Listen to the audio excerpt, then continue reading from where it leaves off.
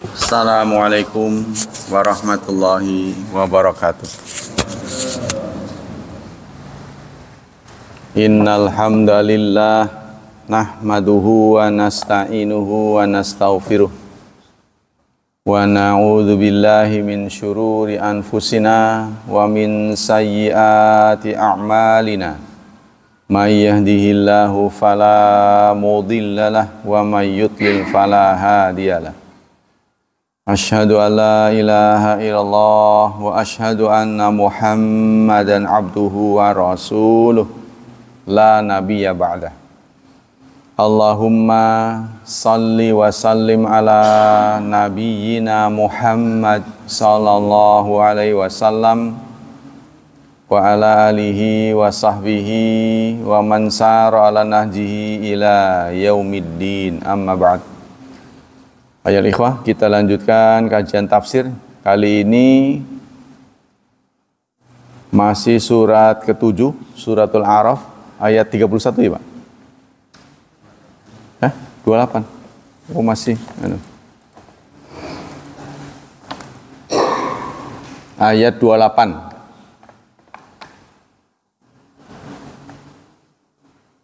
Ya, 28. Oh iya. A'udzu billahi minasy syaithanir rajim. Bismillahirrahmanirrahim. Wa idza fa'alu fahishatan qalu wajadna 'alaiha aba'ana wallahu amarna biha. Qul innallaha la ya'muru bil fahsya'i ataquluna 'alallahi ma la ta'lamun. Wa idza fa'alu, dan jika mereka mengerjakan apa? Fahisyatan. Fahisyat itu artinya matazayada fahsyuhu, sesuatu yang bertambah-tambah keburukannya. Itu biasanya diterjemahkan dengan kekejian. Ya, keji itu apa? Ya, namanya keji. Kadang-kadang kita sering mengucapkannya tapi kita nggak tahu. Kalau dalam tafsir itu sesuatu yang amat buruk. Lah amat buruk tuh nggak ada kesepakatan yang mana. Jadi supaya kita tahu buruk dan amat buruk, ya standarnya apa gitu. Nah, ada yang mengatakan fahisyat itu adalah suatu kejahatan yang nuansanya kejahatan apa ya, zina. Nah, itu fahisyat. Tapi kalau di sini nggak dijelaskan. Di sini pokoknya sesuatu yang amat buruk. Dalam Kamus Bahasa Indonesia, keji itu diartikan dengan sangat rendah, kotor, tidak sopan. Nah ini namanya kan ini nisbi namanya, ya relatif. Kalau zaman modern sekarang kan harus ada ukuran tepatnya itu apa gitu. Karena penilaian orang keji itu, yang keji bagaimana? 10 orang ditanya dari bangsa yang berbeda, dari daerah yang berbeda, jawabannya beda. Ya, fahisyat. Maka kita perlu tafsir supaya lebih saklek. Jadi katanya itu kata-kata yang berbunga-bunga gitu ya, yang bisa ditafsirkan begini, bisa ditafsirkan begitu. Qalu, apabila mereka mengerjakan fahisyat, katakanlah keji ya, sesuatu yang keji, mereka menjawab, wajadna 'alaiha aba'ana. Kami menemukan hal itu ada pada bapak-bapak kami. Jadi kami melakukan itu karena dilakukan oleh bapak-bapak kami. Ayat inilah ya yang menjadi dalil taklid. Ikut bapak, ikut orang tua gitu. Lalu Allah bertanya, dia menyambung ya, wallahu amarana biha, dan Allah menyuruh kami dengannya. Jadi mereka menjawab, ini adalah tradisi, ya, sekaligus tradisi yang dibenarkan oleh Allah. Nah, itu kata mereka. Qul, katakan, innallaha, sungguh Allah, la ya'muru bil fahsya, tidak akan menyuruh yang fahsya. Allah tidak mungkin menyuruh yang fahsya, yang keji. Sampai sekarang kan Anda belum tahu nih, yang keji yang apa ini. Cuma yang kita ketahui, Allah nggak nyuruh yang keji. Yang keji itu yang bagaimana? Kan rigidnya ya, sini pasnya itu belum tahu kan. Ataquluna, apakah kalian mengatakan, ala Allah, mengatasnamakan Allah, ma la ta'lamun, apa-apa yang kalian tidak mengerti, apa-apa yang kamu tidak berdasarkan ilmu, tidak berdasarkan data ilmiah. Nah, ta'lamun itu diambil kata ilmu. Nah, kita mari tengok pendapat-pendapat ahli tafsir. Qala Ibnu Jarir ba'da riwayat an Mujahid wa Sa'id bin Jubair wa Syambi wa Sa'di wa Suddi wa Ibni Abbas ana mana fahishat fi hadzal maudi tawaful Arab bil baiti uratan. Kata ahli hadis, ya, ahli riwayat, yang disebut fahishat di sini adalah tawaf dengan telanjang pada waktu itu. Ya, tadi kan sudah dijelaskan ya, bahwa fahishat itu adalah suatu bentuk, ya, perbuatan yang nuansanya tentang mesum, nuansanya mesum. Itu disebut dengan fahishat, keji katanya. Qala fatahu kalam idzan idza fa'ala alladziina la yu'minuna billah alladzi ja'ala syayatina lahum awliya qabihan min fi'li wa huwal fahishat. Jadi artinya gimana? Jika orang-orang yang tidak beriman kepada Allah, yang telah menjadikan, ya, Allah jadikan setan-setan itu menjadi pelindung mereka, ya, mereka melakukan apa? Qabihan minal fi'li, perbuatan yang buruk, yaitu fahishat. Wa dzalika ta'arihim litawaf bil bait, yaitu mengerjakan tawaf dengan telanjang. Ya, jadi dulu sebelum Rasulullah menyampaikan risalah, Ka'bah ini sudah dijadikan tempat ibadat. Cuma salah gitu. Cara beribadatnya salah. Jadi mereka memahami di hadapan Allah itu harus murni. Tidak boleh ada sesuatu yang melekat pada tubuh kita. Ya, maka mereka atur kalau siang laki-laki telanjang tuh. Jadi nggak pakai apa-apa. Kalau sekarang pemikiran seperti ini juga masih tersisa, ya kan? Orang ihram itu kan, ya, tidak boleh pakai kain yang berjahit, tidak boleh wangi, tapi tidak boleh wangi setelah ihram. Sebelum ihram boleh. Jadi maksudnya sebelum niat ihram ditotol-totolin gitu, boleh. Nanti dalam perjalanan ihram wanginya hilang, nah itu nggak boleh diwangiin lagi. Nah itu ihram. Tapi kalau tawaf kan berpakaian. Ya, tawaf itu kan seperti sholat. Cuma bedanya tawaf bisa ngobrol gitu. Jadi kalau ada orang tawaf sembari ngobrol itu sah.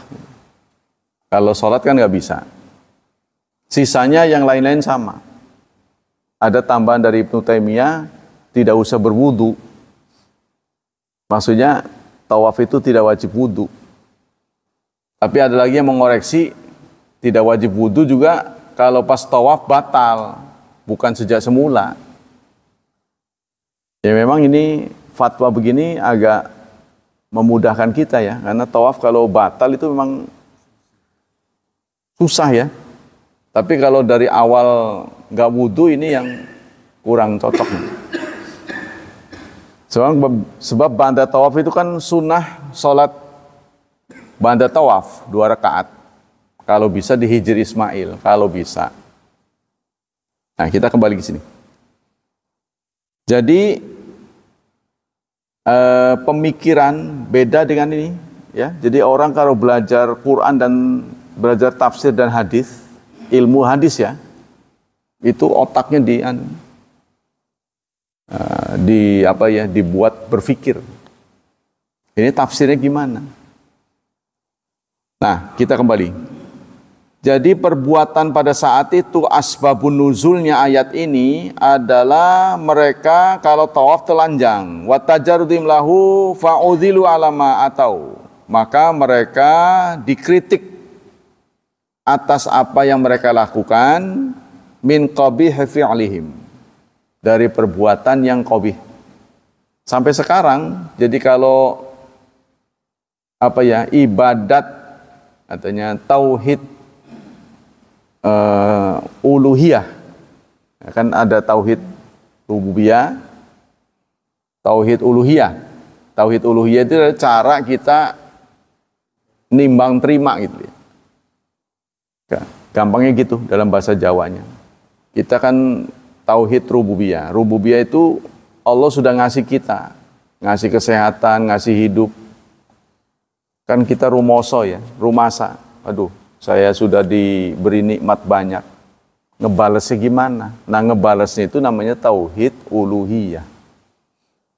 Dalam soal tauhid rububiyah, Allah mencipta, Allah menghidupkan kita, Allah memberi nikmat. Semua manusia berhasil. Inilah yang dimaksud dalam ayat wala in sa'altahum. Jika engkau tanya mereka, ya, man khalaqas samawati wal ardh, siapa pencipta langit dan bumi? Kalau engkau bertanya pada mereka, maksudnya engkau di sini Nabi Muhammad, mereka itu umatnya. Kalau engkau bertanya pada umatmu yang belum sadar, siapa pencipta langit dan bumi? La yaqulunnallah. Mereka menjawab Allah. Tapi di ujung ayatnya fa anna tusrafun. Tapi mengapa kok ibadatnya bertolak belakang? Ya, di satu sisi mereka mengakui Allah sebagai penciptanya, tapi di sisi lain mereka tidak berbakti. Nah, itu jadi dalam mempersembahkan karya, kreasi untuk berterima kasih kepada Allah, manusia banyak salah kalau tidak dibimbing. Kalau dalam bahasa kita itu namanya bid'ah. Nah, itu tadi menafsirkan ini ya, telanjang. Sampai sekarang ada sekte Hindu yang pendetanya telanjang. Dan mereka menganggap itu memang ajarannya. Jadi di hadapan dewa-dewa itu harus telanjang. Nah, ini dikritik oleh Islam ya, ajaran Islam. Sebab sebenarnya agama di dunia ini cuma ada 2 sebenarnya. Agama tauhid atau paganis. Paganis itu Hindu. Jadi bukan agama Nasrani, bukan. Nasrani itu masih sedulur dengan Islam, namanya agama langit. Agama langit dan agama bumi. Agama bumi adalah tafsiran seperti yang kita jumpai filsafat Siddhartha Gautama itu. Orang-orang Buddha suka pakai yang disebut dengan karma. Nah, itu kan udah hasil pemikiran. Kalau kita jahat sama orang, ntar dijahatin lagi. Kalau kita baik sama orang, kita dibaikin lagi. Nah, begitu kata mereka. Ada karma. Ya, kita kembali sini. Fanahnu naf'alu mithla ma kanu yaf'alun. Maka kami meniru, ya, menjiplak, meniru apa yang mereka lakukan. Jadi ayat ini mendorong kita supaya kritis, meskipun pada orang tua.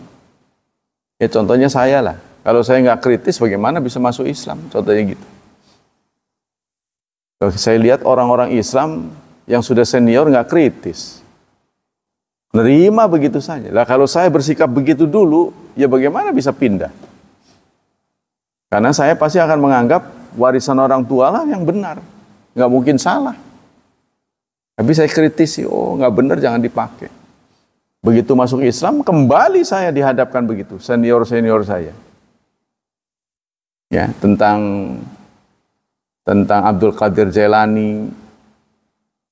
Cool ya, katakan. Jadi ayat ini mendorong kita, menginspirasi kita agar kita mengkritisi. Jangan nerima begitu saja. Ya kalau dulu kan kita juga bertahun-tahun menjadi jumud, statis. Itu gara-gara wakil kita selalu nggak ada pilihan. Setuju? Setuju. Gitu. Dulu mah begitu. Nggak ada interupsi dulu mah. Setuju? Setuju. Tok dulu mah. Bertahun-tahun. Ya nggak mikir gitu. Biasanya cuma bisa ngomong. Kita inilah produk mereka-mereka tadi yang terlalu diam. Kalau di negara demokrasi itu jangan diem. Kalau bukan demokrasi, sami'na wa ata'na. Tapi negara demokrasi jangan diem. Ini banyak teman-teman kita makainya pakai ajaran Islam, tapi diterapkan di negara demokrasi.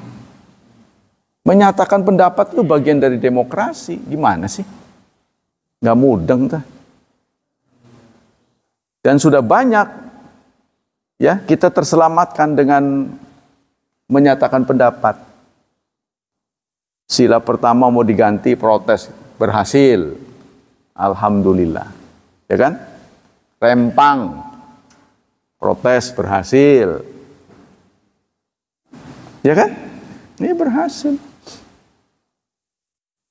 Menyalahi undang-undang, berhasil, dicopot. Coba kalau diam aja. Nah, nggak bisa, karena negara demokrasi memang harus begitu. Jadi itu sah, Anda tidak dianggap maksiat begitu itu. Tapi Muhammadiyah mengambil keputusan jangan turun di jalan. Jangan turun di jalan, sebab jalan itu kan milik umum.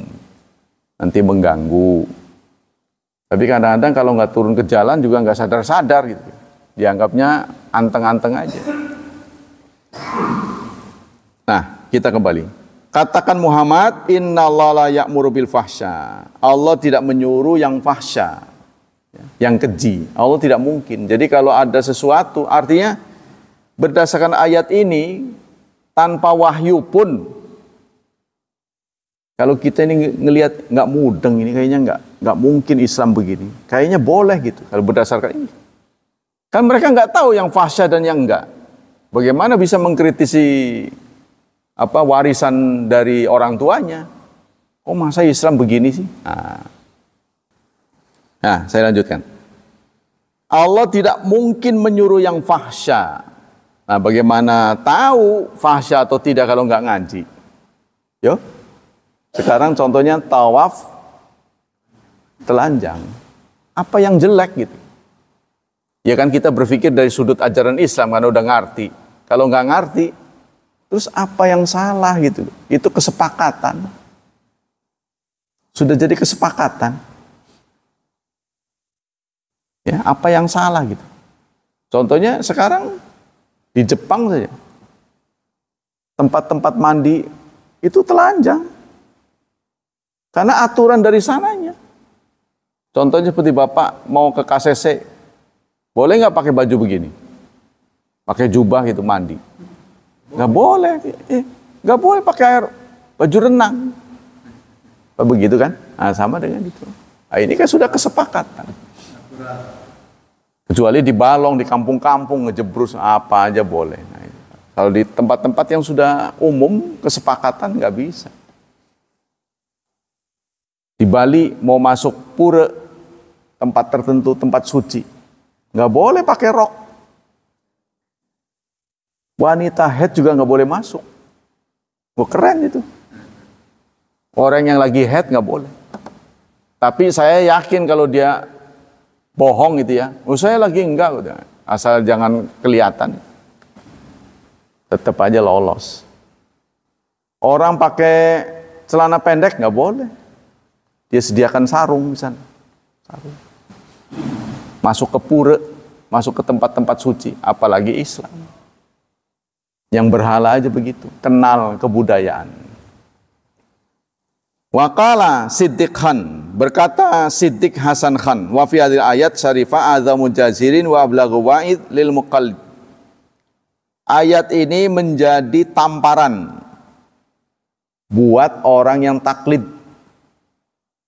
mengikuti jejak orang tuanya. Nah, kebanyakan orang modern sekarang ini udah nggak peduli, ngikut saja orang tuanya. Jadi kalau orang itu mikir, dia akan menemukan Islam lah yang terbaik. Cuma banyak orang nggak mikir. Sehingga ada yang mengatakan menghina kita ini. Kalau ada pasar otak katanya, maka otak orang Indonesia itu paling laris karena baru-baru katanya, jarang dipakai. Katanya begitu. Otak kita ini. Otak kita ini sarafnya itu kalau diulur panjangnya bisa sama dengan garis khatulistiwa. Otak kita ini, saraf-sarafnya kalau. Makanya kenapa orang kena stroke tuh lengket. Jadi otak kita ini kalau tidak terbasahi oleh darah, sempat kering gitu, itu lengket nanti nempel, itulah ada gangguan jadi. Karena otak tidak terbasahi oleh darah. Ya, kadang-kadang beberapa orang juga mengeluh di masa tuanya itu ingatannya hilang, hafalan-hafalannya. Jadi ya gangguan di sini, di hafalan. Ya, ya mungkin itu. Kalau dalam bahasa hadis itu namanya muttarab. Hadis yang diriwayatkan oleh orang yang begitu muttarab. Contohnya Pak Andi pernah bicara dulu sama saya. Saya terima berita dari Pak Andi dulu berapa tahun yang lalu. Terus Pak Andi negur saya, kok kamu berpendapat begitu? Pugur dari sampean. Masa sih? Lah ini jadi turun hadisnya. Wah ini udah gangguan ini. Kali saya dari sana, terus ditegur sama orang yang bersangkutan. Masa sih dari saya? Lah ini jadi, aduh. Jadi turun derajatnya hadis. Jadi hadis itu kadang-kadang alamiah, maksudnya nggak sengaja berbohong orangnya itu. Tapi karena gangguan kesehatan, karena faktor umur, kan dulu lebih banyak mengandalkan ini ingatan daripada catatan. Contohnya, oh dari saya, tak anu dulu catatannya. Nggak begitu, nggak dicatat kebanyakan, tapi ada juga yang dicatat. Seperti Abu Hurairah mengatakan, beda saya dengan Abdullah bin Umar, ada persamaan, ada perbedaan. Sama-sama fokus ke hadis. Bedanya, saya hafalan, Abdullah bin Umar catatan. Jadi Abdullah bin Umar tuh nyatet apa yang nanti dia keluarkan. Di samping dia juga hafal, takut salah. Kalau dunia modern sih lebih terjamin ya. Dengan ada catatan itu lebih terjamin meskipun kita hafal. Nah itu dilakukan di zaman Umar. Ketika beliau ingin membukukan Quran, mengkodifikasikan Quran. Jadi Quran ini dulu kan berserakan, ada di pelepah pohon. Jadi begitu Rasulullah menyampaikan, langsung orang cari apa yang ada. Kain, kulit. Nah itu kalau ditumpuk jadi satu kan nggak genah itu. Acak-acakan, ada kulit, ada jadi buku kan gedenya sama. Kalau ini kan rata kertasnya, ukurannya sama, potongannya sama. Enak dilihat, itu namanya kodifikasi tadwin. Nah itu menempuh perjalanan panjang. Oleh Umar, waktu itu digagas oleh Umar bin Khattab, dikumpulkan. Jadi mushaf yang ada di anaknya, Hafsah ini kan istri Rasulullah. Itu disimpan oleh beliau. Nah sebelumnya itu orang suruh datang ke masjid, suruh menuturkan hafalannya, surat ini. Benar, sumpah demi Allah, sumpah. Padahal dia juga hafal. Nah udah diambil, yang tersisa harus dibakar. Jadi hanya itu saja. Nah bayangkan tuh, ya. Kalau sampai hilang, waduh. Untung disimpan itu oleh Hafsah itu. Karena semua orang kan sibuk perang ini, kadang-kadang lolos dari perhatian ini. Untung aja nggak ada campur tangan Yahudi. Kalau sampai direbut, kita kehilangan teks. Sampai sekarang kan tidak ada kitab suci selain Quran. Yang asli loh ya. Sudah tidak ada lagi kitab suci. Contohnya Taurat, aslinya mana? Udah acak-acakan, udah nggak terdeteksi. Injil mana aslinya? Kata orang sana ini punya saya asli. Sedang ngomong asli, nggak ada. Sekarang kita periksa Quran dari Maroko sampai ke Merauke. Betul nggak surat pertamamu adalah Fatihah? Sama, iya benar. Surat terakhirmu An-Nas, iya benar. 114, iya benar. Nah, cuma beda tulisan doang, itu mah gaya itu. Orang Kristen mengkritik. Katanya Quran sama, begitu diperiksa ini.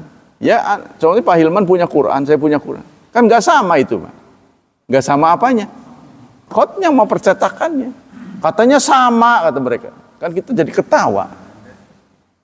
Loh, sama itu bukan sama persis. Kan setiap percetakan kan pasti ada apa ilustrasi, ada apa gitu kan.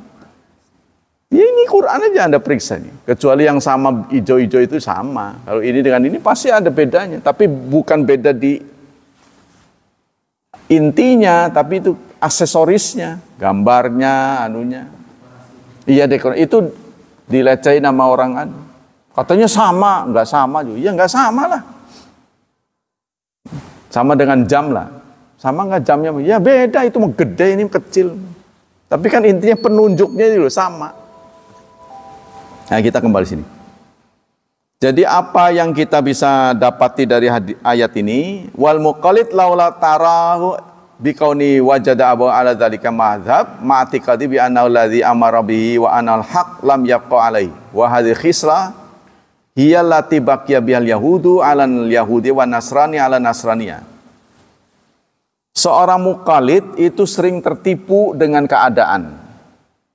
Seorang muqallid, orang yang taklid itu tertipu dengan keadaan. Ya, dia merasa tenang, apa yang sudah menjadi keyakinannya itu dianggap benar 100%. Ini yang kemudian menjadi tertipu. Makanya saya belajar dari sini. Istilahnya kan saya hijrah, ya, hijrah dari yang bukan Islam menjadi Islam. Saya mendapat pelajaran. Oh, kita tidak boleh percaya pada siapapun, termasuk guru. Saya mau begitu, teman-teman senior saya nggak begitu. Dia sendiri nggak mau pindah. Ngomongin orang harus sama dengan dia sendiri nggak mau. Kita periksa semua. Nah, tapi ternyata kita menghadapi kenyataan nggak semua orang bisa. Contohnya apa yang membedakan benar atau tidak benar? Kalau dalam Quran itu disebut dengan dalil. Disepakati oleh para ahli itu dalil. Kalau bahasa kita itu data. Datanya mana? 5 orang punya sertifikat tempat yang sama, coupling yang sama. 5 orang ngaku inilah rumahnya. Nah, menurut Anda siapa yang benar? Kan yang punya yang asli. Walaupun jelek ya, sertifikatnya udah butek lah, udah burem, tanda tangannya udah terlalu lama. Bandingkan dengan yang baru, bikin baru, walaupun dia baru, kalau bukan asli ya tetap tidak. Nah itu contohnya begitu. Faya man nasya ala madhab min hadil madhab islamiyah ana lakan nadhirul mubalik fit tahdhir. Nah, kata di sini pengarang buku ini, maka dengan belajar ayat ini, wahai orang yang masih taklid, orang yang membabi buta, ya, memahami kebenaran itu hanya dari pihaknya sendiri. Nah ini dia ngomong itu. Saya ingatkan Anda terhadap ayat ini. Ya, kalau orang kafir seperti Anda dulu, terus kita tegur, kenapa kamu begitu? Kan harusnya begini. Nah, Anda juga begitu. Nah ini kata pengarang ini. Wa tastamilu ala dhalalah, Anda sendiri tetap di atas kesesatan. Faqad ikhtalata syarr bil khair. Anda sudah mencampur adukan yang jahat dengan yang baik. Wasahi bisakim. Yang sahih dengan yang tidak sahih. Sakim itu sakit. Sahih itu kan sehat. Wa fasid ra'yi bisa riwayat. dan orang yang fasid, yang rusak. Nah, sekarang pertanyaannya, kita harus bertaklid enggak? Kita harus punya imam apa enggak? Tuh, gitu kan? Jawabannya tergantung. Kalau Anda memahami dalil, nggak perlu. Oh, masa sih? Nah, gitu kan? Kan ada mazhab-mazhab ini. Yang kita kenal populer itu ada 4. Mazhab di dunia itu bukan 4. Setidaknya ada 10-an. Jadi contohnya begini. Di antara mazhab, karena saya juga belajar perbandingan mazhab. Ya, jadi institut kita IAIN ini bukan institut abal-abal. Dosennya juga dokter-dokter yang terlatih. Contohnya mazhab Zahiri dalam memahami hadis, la yabulanna ahadukum fil ma'ir rakid. Jangan sekali-kali kalian kencing di air tergenang. Dari sabda Rasulullah ini, para imam dari mazhab mengatakan buang air besar juga nggak boleh. Buang air besar juga apalagi gitu, kata mereka. Tapi mazhab Zohiri nggak mau. Mazhab Zohiri itu Zahiriyah letterlek saja. Kan di situ yang dilarang kencing. Buang air besar nggak disebut, berarti boleh. Nah, ini ada yang begitu. Tuh. Contohnya, fankihu ma thabalakum minan nisa. Nikahilah perempuan-perempuan. Ya. 22, 33, 44. Itu kan arti masna itu bukan 2, 22. Sulasa kalau 2 itu kan sani atau isna. Tapi itu kan masna. Masna itu 22. Sulas 33. 44. Ya. Rubah 44. Kalau 4 itu rabi'. Sehingga ada mazhab yang membolehkan istri itu lebih dari 4. Karena 2 ditambah 2, 4. 3 ditambah 3, 6. 4 ditambah 8, 18. Ada yang begitu. Nah, ini kan menurut bahasa. Bagaimana praktek Rasulullah? Kan gitu, kita harus lihat contohnya. Makanya para mazhab salaf mengatakan, kalau Anda sekedar membaca tapi tidak meneladani Rasul, Anda akan sesat. Ya memang. Saya hanya mengungkapkan cara berpikir manusia. Dengan Quran pun bisa sesat gitu loh. Dengan Quran pun bisa sesat. Contohnya tadi itu. 22, 33. Kan Quran itu. Wolulas. Tuh. Iya boleh nih wolulas. Makanya kata Rasul. Kan Rasulullah menjamin kamu tidak akan sesat kalau menggabungkan 2. Kitab Allah wa sunnah Rasuli. Tidak hanya kitab Allah saja, sunnah Rasulnya. Karena sunnah Rasul itu aplikasinya. Contohnya bagaimana? Nah, kan Rasulullah mendapati ada seorang sahabat istrinya 10. Rasulullah berkata, ikhtar arba'an minhunna. Pilih 4, wa fariq sairahun. Sisanya kau ceraikan. Nah ini sabda Rasul. Mengoreksi fenomena hari itu. Karena pada saat Rasulullah belum menyampaikan Islam, orang berpoligami tanpa batas. Gak ada batas. Semakin banyak semakin sakti. Kalau dalam dunia persilatan. Kenapa? Loh, menundukkan perempuan itu bukan pekerjaan gampang loh. Hah? Padahal cuma 1. 1 aja gak menang-menang. Nah, sekarang bisa banyak, kan hebat, top. Nah, itu kalau pakai otak. Tapi kalau kita tunduk pada wahyu, bagaimana contoh Rasul? Wa sariq fa'ira, wa fariq sairahuna. Sisanya kau ceraikan. Nah ini contoh dari Rasul, keteladanan. Bagaimana para sahabat? Nah itu makanya orang sesat kalau hanya membaca Quran. Ini saudara yang menyebabkan tampillah Islam yang ditafsirkan oleh Zaitun. Itu begitu, ini kan itu bukan tidak berquran, di berquran. Namanya Quran Mindit. Jadi kalau orang Quran Mindit sama dengan hadis Mindit. Hadis terus nggak mau Quran, sama sesat juga dia. Tuh, ya, maka yang benar adalah kembali kepada sabda Rasulullah. Taraktu fikum amrain. Aku tinggalkan dua.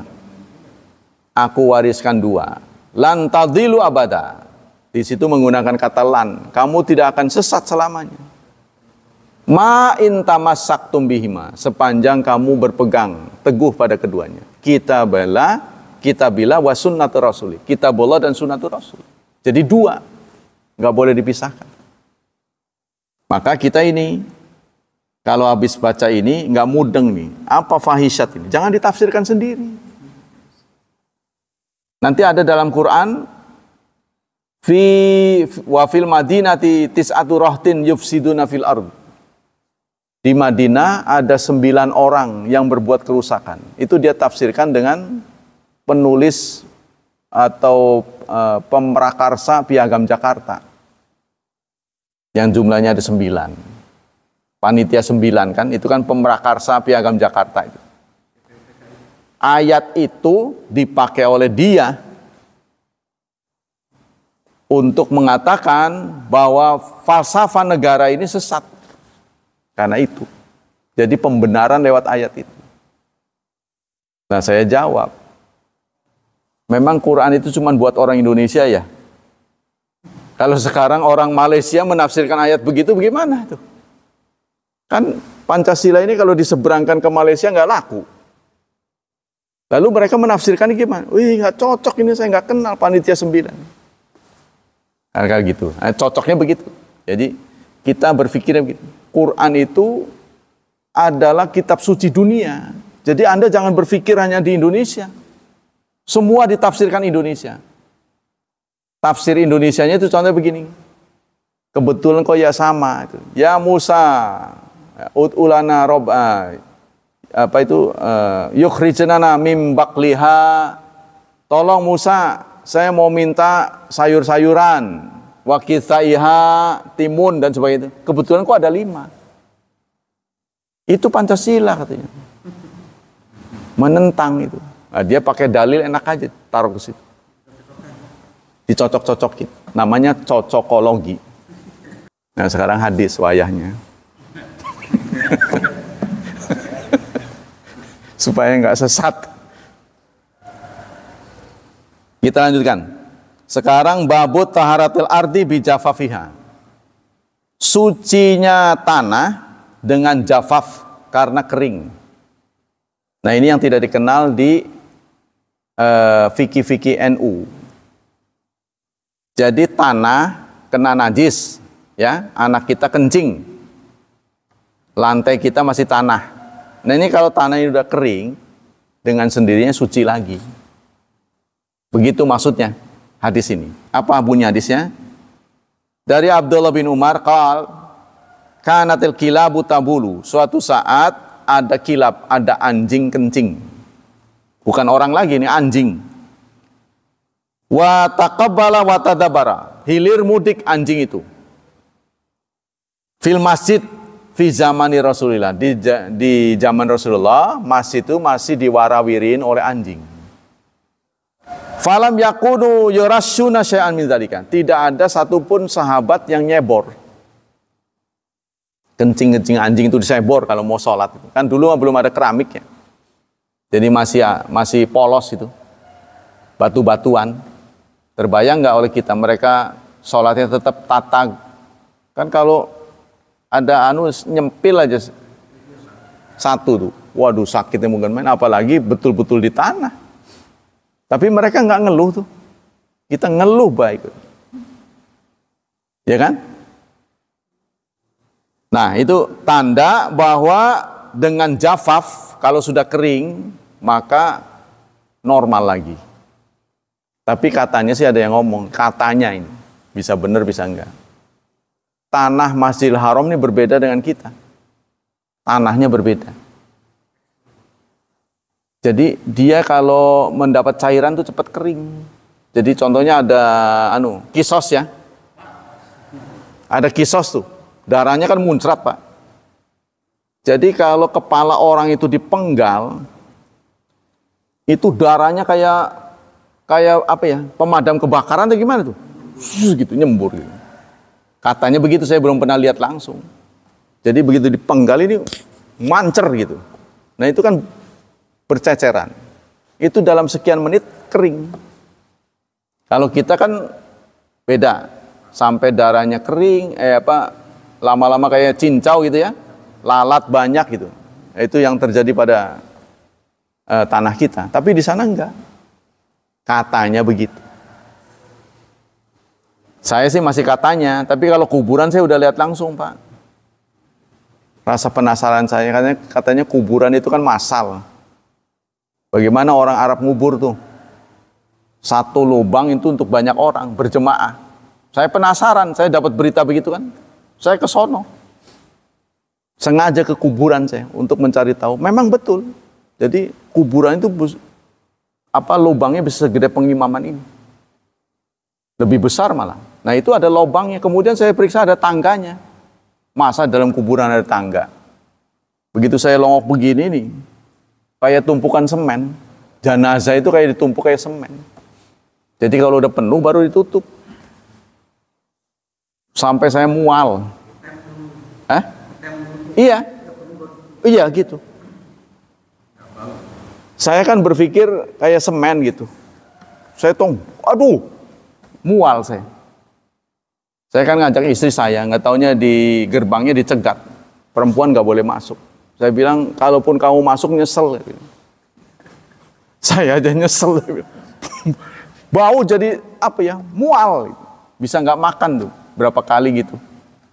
Kalau ingat itu. Jadi tetap aja bau, cuma tidak sebau tanah kita. Karena mungkin daerah kita lembab ya, di sana kering. Ya.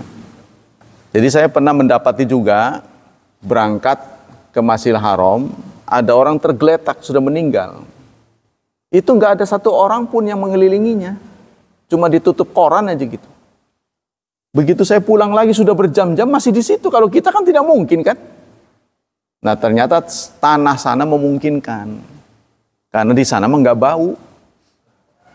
Nah, itu terbukti dengan ketika ada kurban, saya kebagian daging ontak. Lupa dimasukkan ke kulkas. Kering. Bisa mengering. Walaupun nggak dijemur. Nah itu memang daerah sana seperti itu. Falam yakunu yarashuna. Ini hadis ini sahih. Babu ghuslil mani an Aisyah qalat kuntu afsalil janabat min thawbi Rasulillah fayakhruju ila salah wa im waqa'ama fi thawbi. Saya aghsilu janabat min thawbi Rasul. Saya mencuci bekas junub ya dari pakaian Rasulullah. Lalu pakaian itu dipakai oleh Rasulullah untuk keluar salat dan sisa cairannya masih kelihatan. Maksudnya basah-basahnya itu. Ya, basah-basahnya. Jadi mani itu kalau bisa dicuci. Walaupun dia nggak najis, tapi bekasnya itu harus dihilangkan. Wa fi riwayatin inna Rasulullah kana yaghsil maniya tsumma yakhruj ila salah fi dzalika thawb wa ana anzuru ila athari ghusl fi. Dalam hadis yang lain, bahkan Rasulullah sendiri yang mencucinya.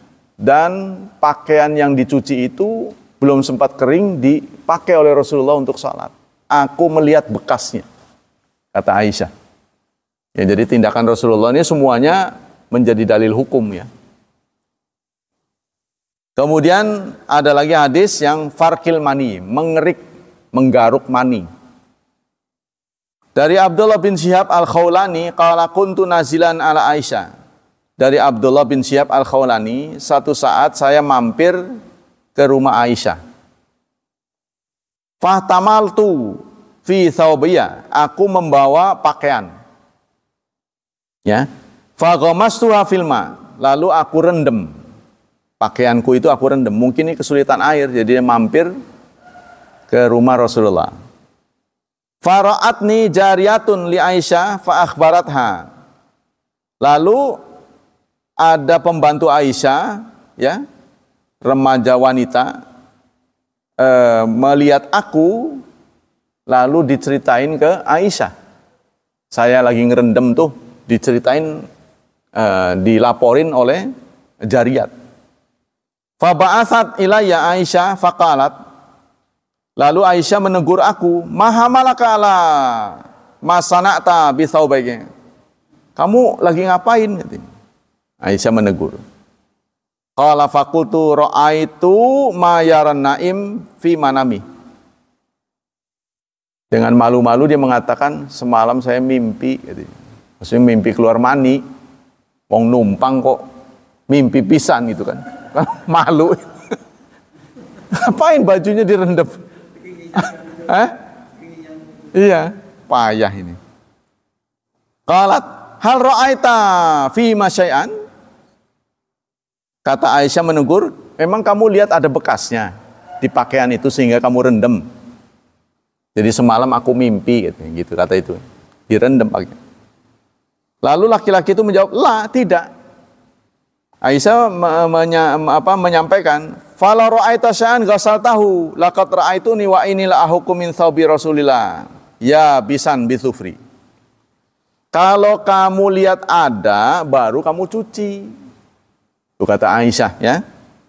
Sungguh ra'aituni, suatu saat saya juga begitu. Ada cairannya, itu kan. Ya artinya bekas pakaian itu dipakai untuk bersama Rasulullah, kan? Lalu bekasnya aku garuk. Tuh, bekasnya. Nggak sampai pakai air. Ya, mungkin saya bisa pahami lagi kelangkaan air, airnya buat ngerendam gitu kan. Apa-apaan, Mbak? Boros amat pakai air itu.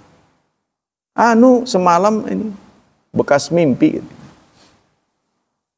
Kamu lihat ada anunya, ada bekasnya? Enggak ngeliat. Kalau enggak ngeliat jangan dicuci.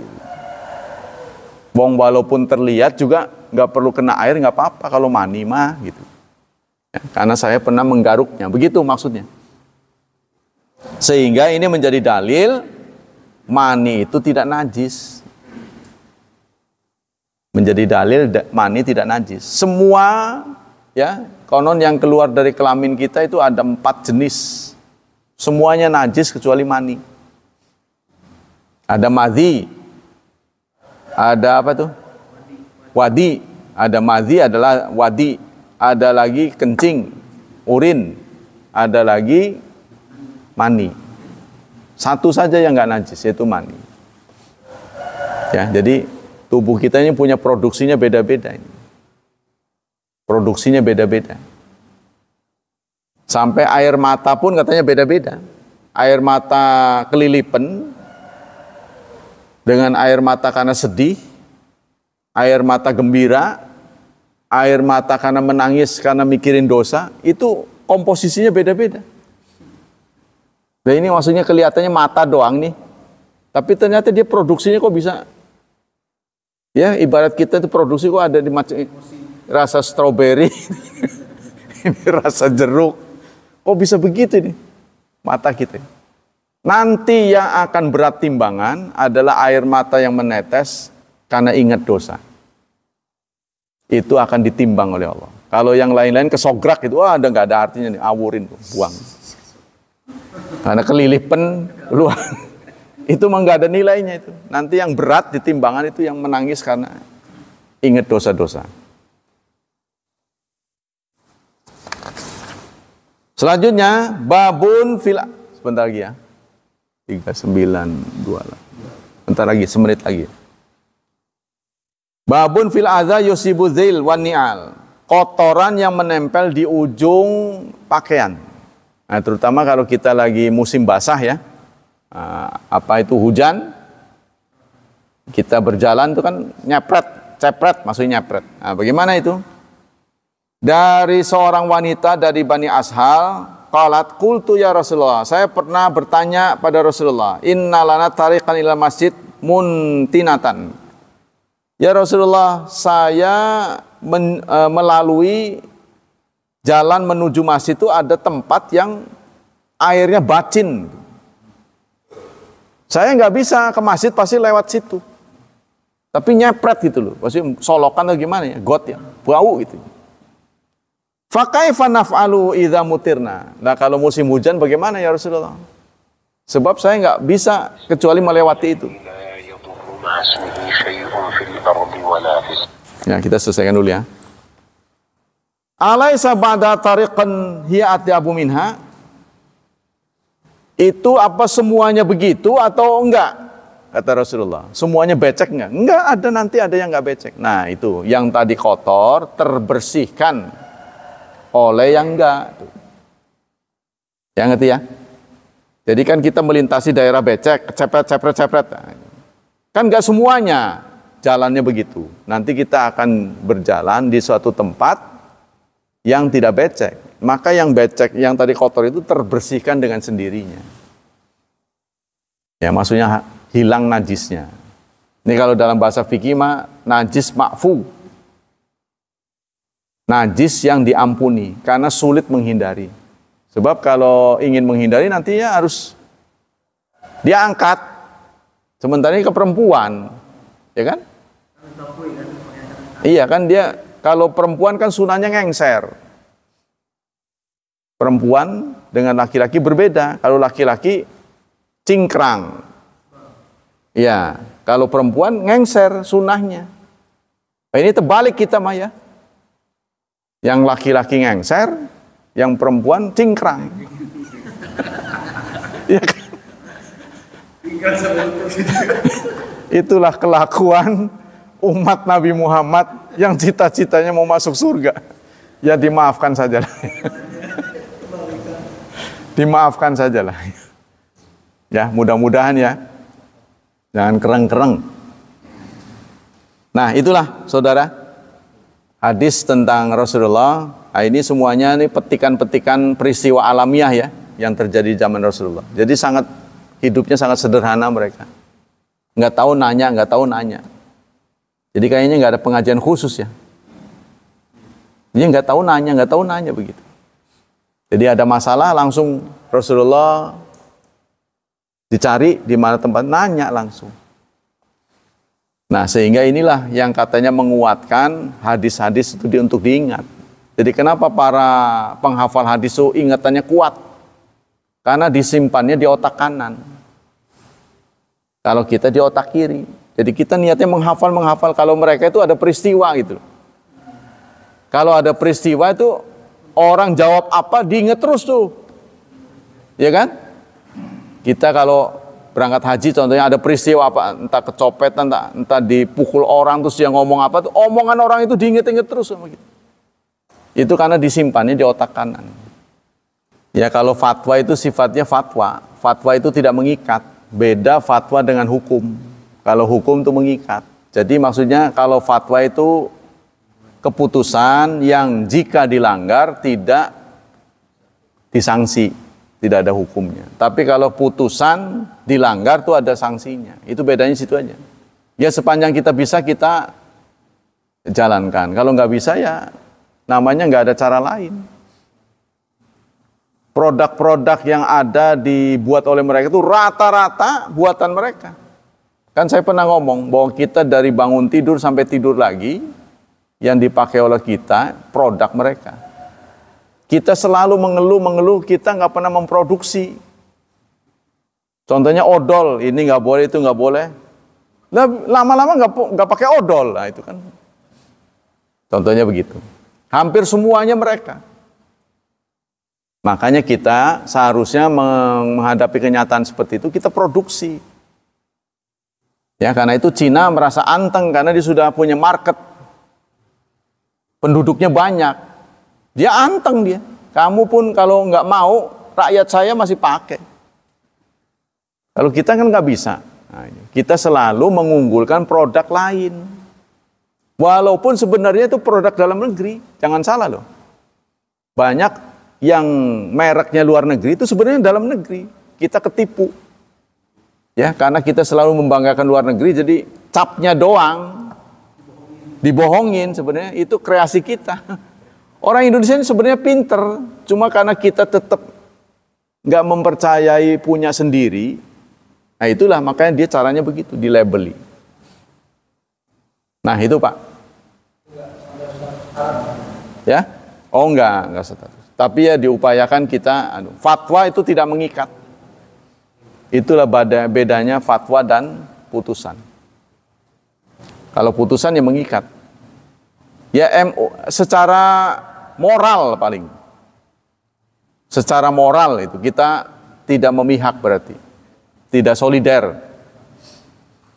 Baik, demikianlah saudara-saudaraku sekalian, semoga Allah melipat gandakan pahala kita semua, menyelamatkan dan melindungi kita dari wabah dan fitnah, dari syubhat dan syahwat. Dan secara khusus kita doakan anak-anak kita, semoga diberi kemudahan hidupnya, senantiasa diberkahi, serta ditakdirkan menjadi hamba Allah yang saleh dan salihat. Subhanakallah wa bihamdik, asyhadu an la ilaha illa anta astaghfiruka wa atubu ilaik. Wassalamualaikum warahmatullahi wabarakatuh.